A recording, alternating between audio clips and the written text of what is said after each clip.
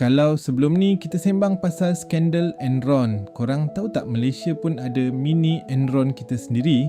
Sambil layan Ramadan ni, jom saya ceritakan macam mana serba dinamik sebuah syarikat gergasi minyak dan gas kebanggaan negara jatuh tersungkur sekelip mata. Kisah bermula pada Mei 2021. Waktu ni saham tengah sedap naik. Tapi tiba-tiba auditor luar mereka iaitu KPMG bunyikan loceng kecemasan. KPMG jumpa transaksi bernilai lebih 4.54 bilion ringgit yang sangat meragukan. Invoice tak jelas, pelanggan dan pembekal yang tak dapat dikesan. Pendek kata, duit berbilion tu macam wujud atas kertas je. Bila auditor minta penjelasan, apa yang syarikat normal akan buat? Mesti tunjuk bukti kan.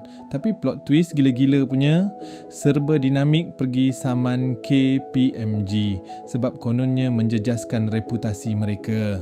Gara-gara ini, KPMG terus letak jawatan sebagai auditor. Dekat sini pasaran saham terus panik. Pelabur mula tekan butang jual.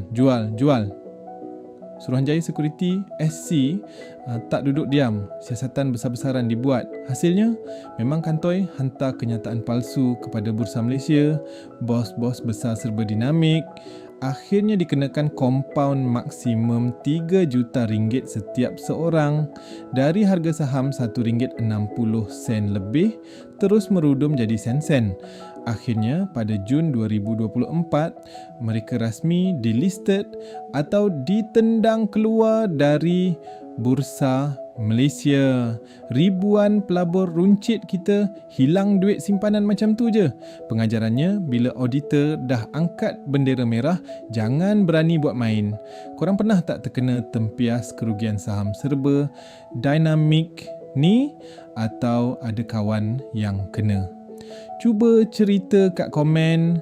Jangan lupa share video ni sebagai pengajaran dan follow FinDoc untuk banyak lagi kisah corporate dan cukai yang padu.